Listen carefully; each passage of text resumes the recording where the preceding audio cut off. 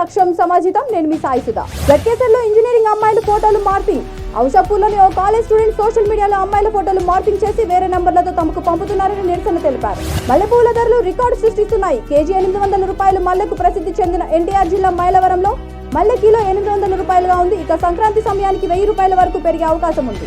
Ration బియ్యానికి బదులుగా రాగులు, జొన్నలు. ఇందుకోసం ఏపీలో ప్రజలు అభిప్రాయం తీసుకుని ఒక్కో కుటుంబానికి ప్రస్తుతం ఇస్తున్న బియ్యం 2 కిలోలు తగ్గించి 2 కిలోల చొప్పున రాగులు, జొన్నలు ఇవ్వాలని అధికారులు ఆలోచిస్తున్నారు.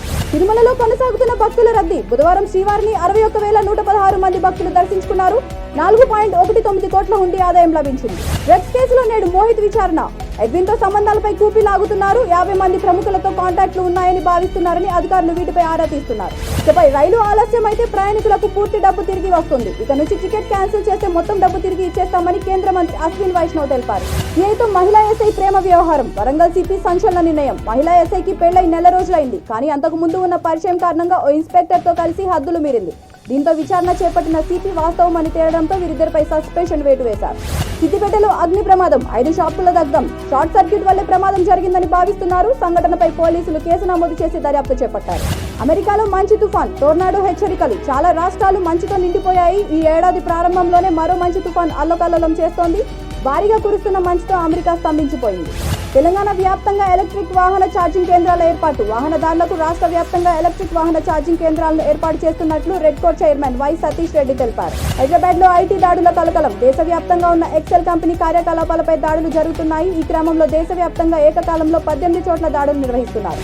బాలయ్య సినిమాకు షాక్ ఇచ్చిన ఏపీ ప్రభుత్వం. ఈ నెల 12వ తేదీన విడుదల కాబోతున్న Veera Simha Reddy cinema pre release event ను జనవరి 6వ తేదీన ఒంగోలులో నిర్వహించబోతున్నట్లు తెలుస్తోంది. అయితే ఇప్పుడు తాజాగా ప్రభుత్వం అనుమతి నిరాకరించి ఉత్తర్వులు జారీ చేసినట్లు వార్తలు వినిపిస్తున్నాయి.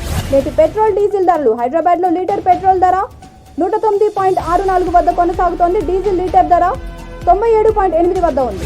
మళ్లీ వివాదంలో దీపికా పదుకొనే. ఎందుకంటే ఇటీవల పఠాన్ సినిమా ప్రమోషన్ లో భాగంగా కాషాయి రంగు చీర కట్టింది. కానీ ఇక్కడ విచిత్రం ఏంటంటే కాషాయి కుంకుమ అదే రంగు చెప్పులు కూడా ధరించడం వివాదాలకు దారితీస్తోంది. హిందూ సాంప్రదాయాన్ని గౌరవించాలి, కానీ పవిత్రమైన కాషాయి కుంకుమ చెప్పులను ధరించడం ఏంటి అంటూ ఆమెపై ఫైర్ అవుతున్నారు.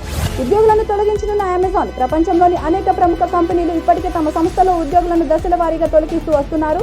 ఈ క్రమంలో అమెజాన్ కూడా మరో 18,000 మంది ఉద్యోగులను తొలగిస్తుందని నివేదికలు చెబుతున్నాయి. గూగుల్ కు స్టే ఇవ్వలేదు. గూగుల్ పై సిసిఐ విధించిన 1,337 కోట్ల పెనాల్టీపై స్టే ఇచ్చినందుకు national company law appellate tribunal నిరాకరించింది. ఈ పెనాల్టీలో 10% వెంటనే డిపాజిట్ చేయాలని ఆదేశించింది. పోలీస్ ఈవెంట్స్ లో 12,124 మంది అర్హత పొందారు. నల్గొండ మేకల అభినవ్ స్టేడియంలో 23 రోజుల పాటు సాగిన ఈవెంట్స్ లో 23,524 మంది అభ్యర్థులలో 12,124 మంది మెయిన్స్ కు అర్హత సాధించారు. ఇందులో పురుషులు 9,235 మంది, మహిళలు 2,889 మంది ఉన్నారు.